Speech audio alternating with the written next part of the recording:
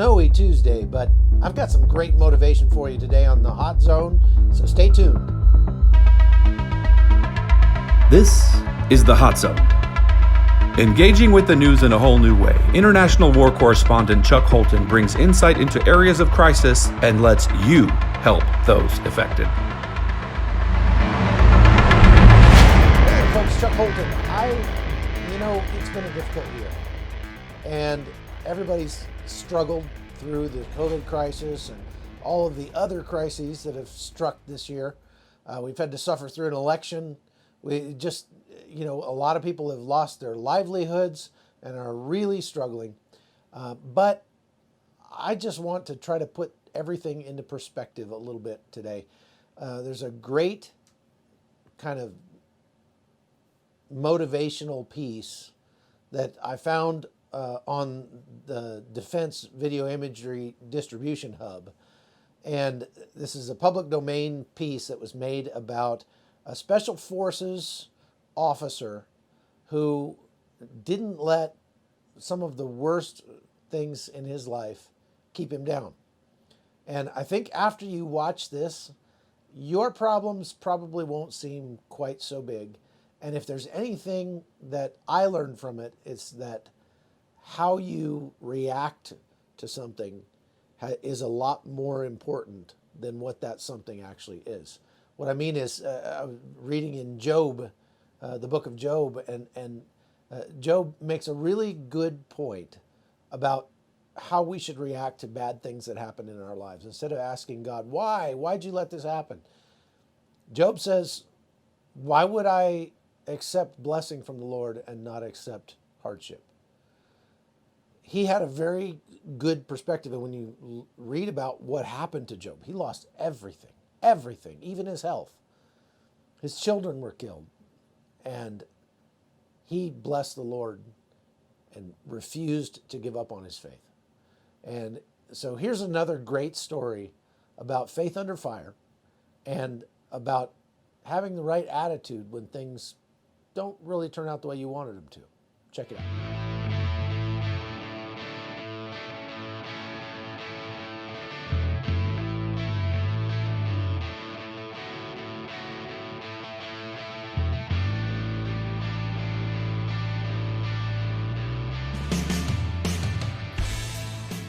Grew up in Massachusetts, born and raised, spent most of my time in and around the Boston area.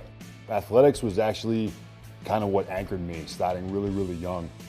I played just about every sport there is growing up.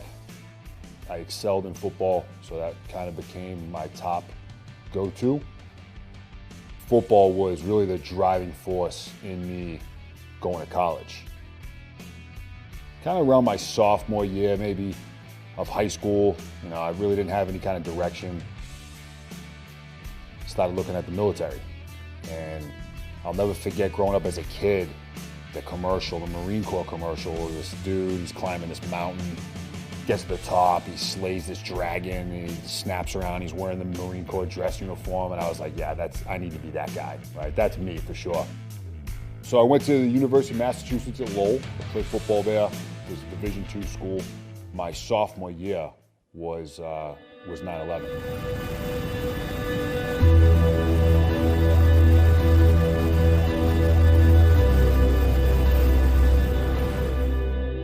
In that moment, I was ready to drop out of school right there and then.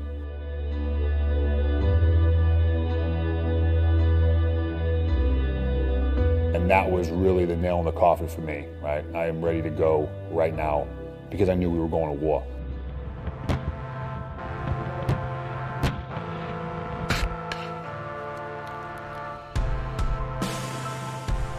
Got my bachelor's degree and then began looking at options to join the military right after that.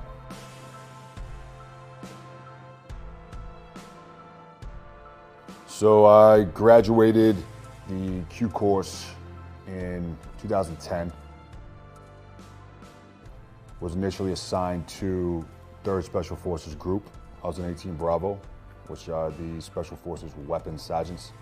In process, got to my team, began that integration process. And it wasn't long until I was on my first deployment to Afghanistan. in 2011. That's really where I caught the bug for this job. Lead up to my second trip was pretty standard. It was a VSO mission, which pretty much gone away at this point, but stands for Village Stability Operations. So they dropped us off a helicopter in the middle of the night at about 7,500 feet above ground level in the mountains. And we set up shop, began going to work. We had basically no white space around us at all, meaning we had very, very minimal freedom of movement. The second you left our little area, we were likely some kind of fight.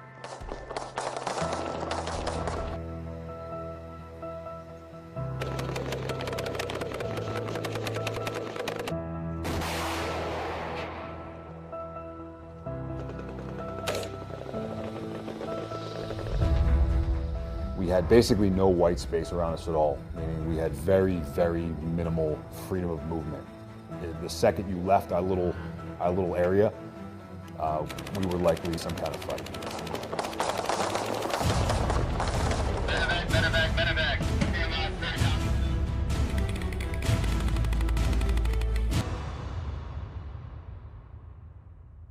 We had my team, we had a ANA SF ODA that we were living with, and then we had an infantry squad uplift there with us as well. So extremely small footprint.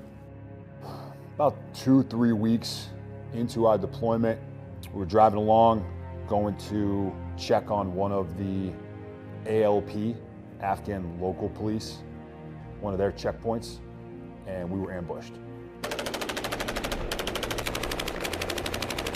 I got hit with some shrapnel in the back of my shoulder. Wasn't a big deal, plugged it right there, continued on mission, no problem. Secured the objective, got back, reconsolidated. My medic took a look at it, he bandaged it up, and we continued on. Fast forward to November, same deployment. We were on the way back from a mission that went well, and we were ambushed along our route back. The initiation to that ambush was a 300 to 400 pound IED that hit our lead vehicle.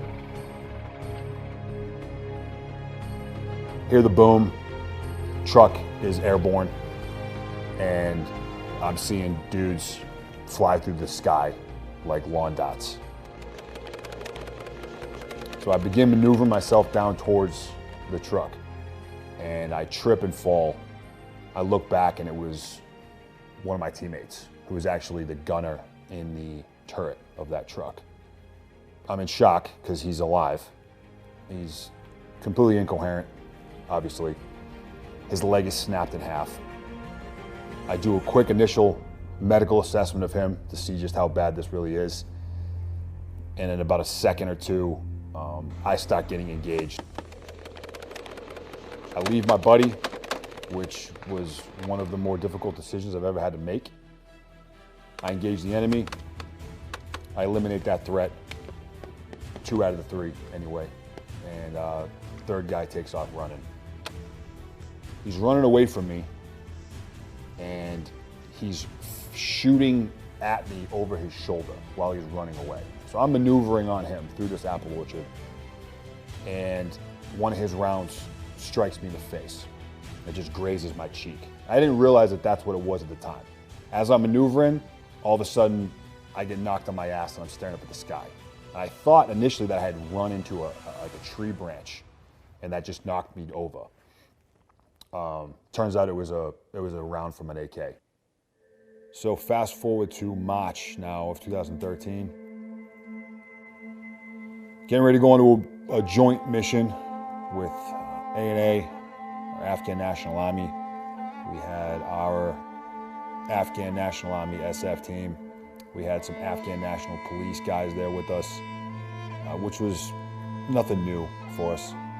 And we were doing our final comms check, our pre-mission brief, right inside of our little motor pool area, when an AMP soldier jumped up on the back of a Ford Ranger that had a truck-mounted PKM machine gun on it and opened fire into the group. I ended up taking 4 rounds to my right leg, and I took 1 to my lower left. At this point, we're dealing with 11 American casualties, including 2 killed, and another dozen or so Afghan casualties. So, catastrophic. At that point, I insisted that the guys move away from me and start working on guys that they could help, that they could save.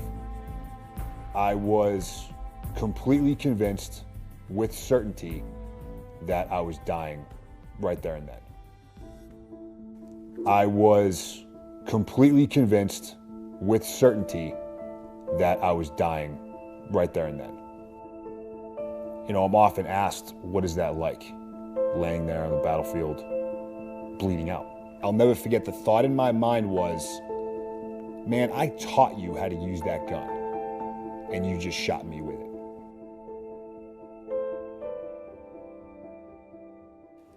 It took the medevac bird over an hour, somewhere between 60 and 90 minutes to be able to land. I flatlined one time on the way to Fob Shank, which is where the AOB was located. I needed a blood transfusion, and I was administered a blood transfusion with the wrong blood type. This is something that I typically don't talk about, because to the lay person, this can't happen, and it perhaps paints our medical community in a negative light. I don't agree with that. There is a human element to everything that we do. This is obviously something that was not done intentionally or egregiously. The individuals that were there, that were working on me and my friends, were doing everything they possibly could to save our lives. And I am extremely grateful for all their efforts. Everything inside my body began shutting down. Liver, kidneys, everything. They weren't certain what the problem was, but they were certain that I needed a higher level of medical care. So they put me on a flight to Bagram. I coded on that flight as well. And it was on the flight there that they realized what had happened with the blood. So they reach out to the hospital that's about to receive me, and they said, hey man, we just pumped this guy full of the wrong blood type. Be prepared to receive the body. They got me right into surgery. Immediately took off the lower half of my right leg to try to minimize the amount of damage that my body was trying to recover from. They put me on dialysis. They put me on another transfusion of the correct blood type. And I managed to survive.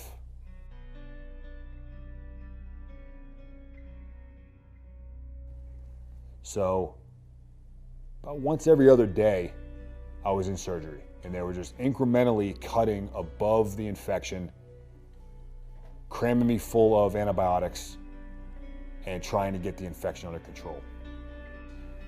And they just gradually just kept going up higher and higher and higher. Eventually they got to a point where they got ahead of the infection and it stopped, leaving me with what I have today. So my femur is about 4 inches in length, which is obviously not very long. And when you're 6'5", 6'6", mechanically, that becomes a challenge moving forward. So then I get into my initial recovery, building up my strength, getting a prosthetic, learning how to live life as an amputee kind of thing. I spent a year at Walter Reed going through that. Leave there, return back to Fort Bragg, back to my unit. And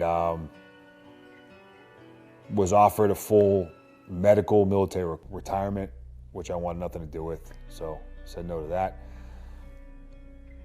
My command said, okay, what are your goals? And I said, well, I need a job here, first of all, but my goal is to return to my team. And they were supportive of that.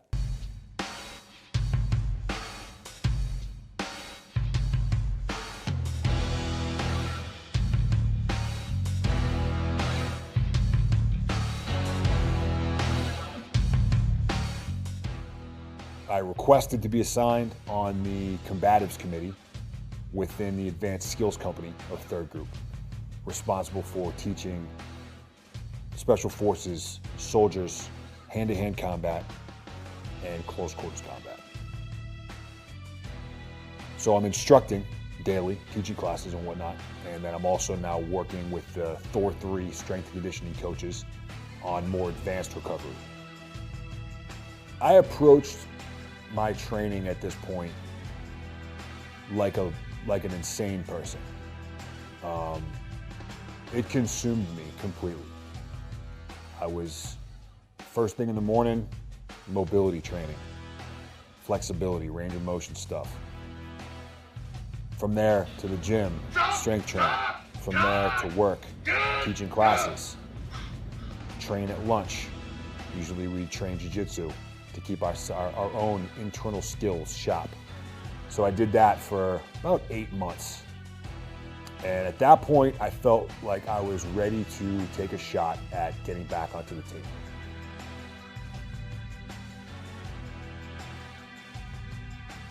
There really wasn't a laid out pipeline for me to follow. The command was just doing what they felt was right to ensure that I was able to physically, mentally be able to get back onto a team. So that process went on for about 3 months of a variety of different assessments and tests. And at the completion of my last physical assessment, the 3rd Group command team felt comfortable with putting me back on operational status. So I get back onto the team. This now is mid-2015. So from the point of injury to the point of me returning to the team was right around 2 years, which in the world of amputees is still really early on in that process. I was still trying to figure out how to live life just as a one-legged guy. Forget about trying to figure that out in Afghanistan. So I get back to the team, and about 2 months later, we were back in Afghanistan, August of 2015, running combat operations. Deployed once again to Eastern Africa, in the Horn of Africa region. At that point, I transferred groups from 3rd Group to 5th Group. I joined 5th Group July of 2017, and then I deployed with 5th Group to Lebanon. Got back from that, decided I wanted to pursue making the transition to warrant officer, which I did. Then took over as assistant detachment commander for one of the ODAs within 5th Group.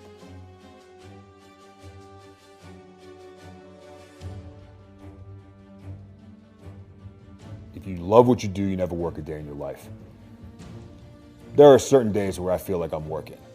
On most days, though, I feel privileged to be able to do what I do.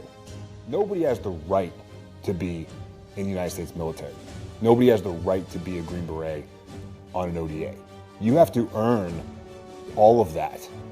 It's not handed to anybody. Therefore, it is a privilege to serve in this capacity, in this organization. It is a privilege to serve the members of this nation. And that is something that I pledged an oath to in 2007. And despite this, I still have to uphold my end of that bargain because I can. And as long as I am considered an asset to the guys to my left and right, and as long as I provide value to them, I will continue to do what I do for as long as I can. The Hot Zone is produced by Amy Holton and Livefire Media. Copyright 2019.